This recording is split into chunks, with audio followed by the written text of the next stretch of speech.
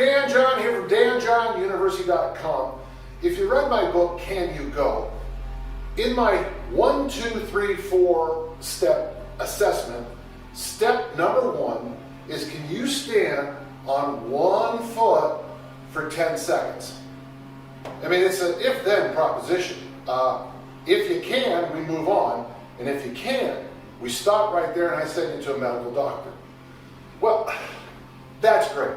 And for most of you listening, that's the easiest thing you did all day. But for many of us, as we age, it gets more and more complex to do that kind of thing.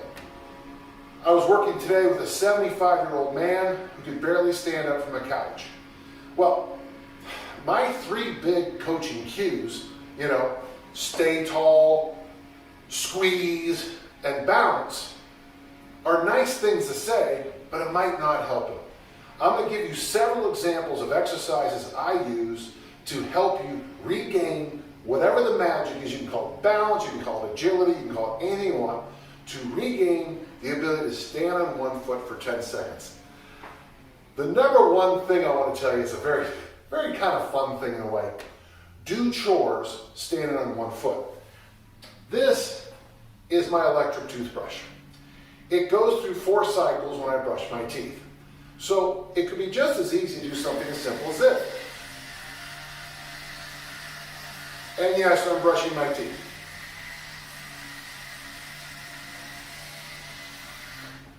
If I'm folding clothes, stand on one foot. If I'm drying the dishes or moving things around, stand on one foot. Practicing standing on one foot does a lot of good for a lot of people. And it's also going to help you prevent falling down. Remember, at my age, the most dangerous thing in this gym is the floor. So let's start thinking with a little bit more insight for the older population, and let's get them doing chores on one foot. That's step number 1. Now I want to take it up the next level and add a little bit. I call this skating with an ear lead. So all I'm going to ask the client to do is just gently pretend they're skating and drive their ears. I'm driving my ears. If you can, add a little dynamic to it.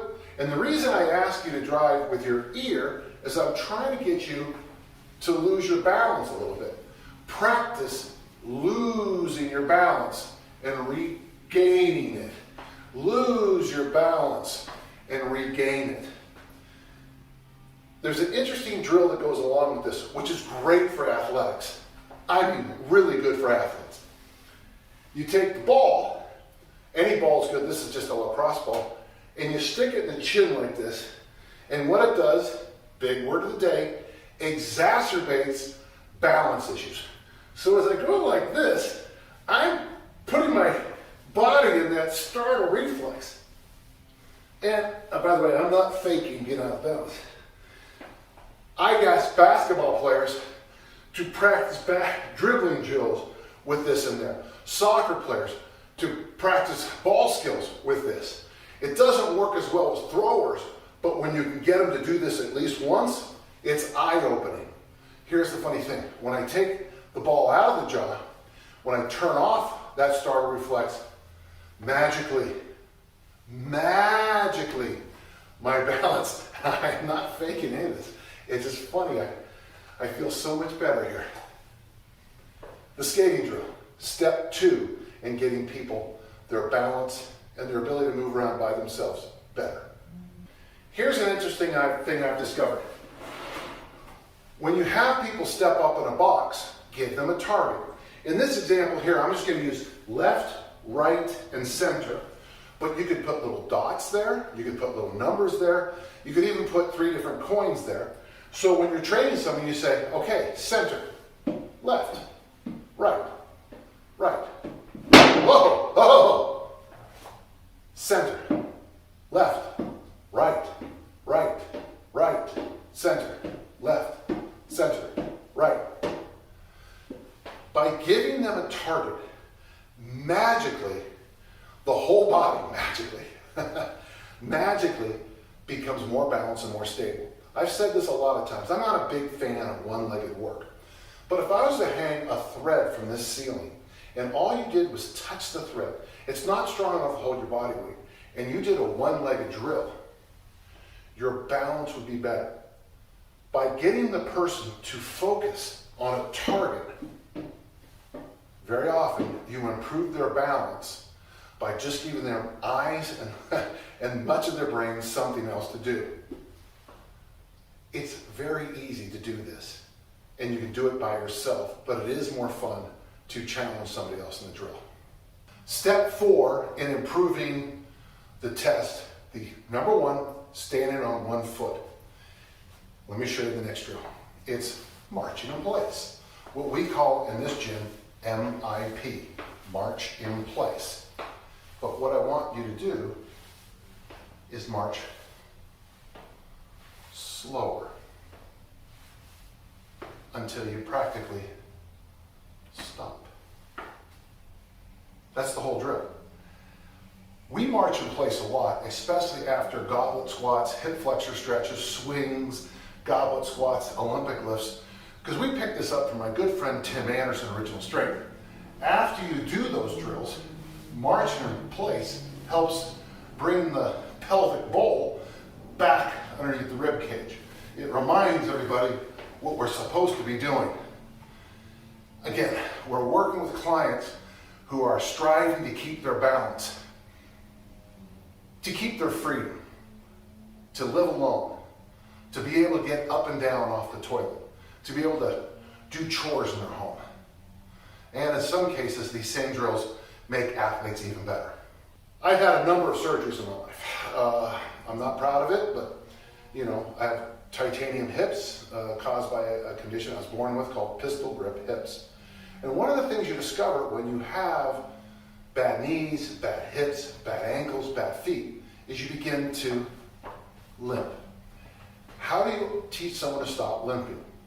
An amazingly simple way, and by the way, this is great for sprinters or athletes, is to teach them to march holding 2 sticks. All I'm going to do is march in place with 2 sticks. Now, why is this so helpful? Well, if I start to limp, I start to hit myself in the face. If I'm sprinting, it becomes a little more challenging because I might hit myself in the face pretty hard. Doing hill sprints with sticks is illuminating for cleaning up the sprinting stride. All I'm doing here is marching in place, but what I'm actually doing is reminding myself of symmetry in movement. This is going to lead to our last movement, but don't forget this one.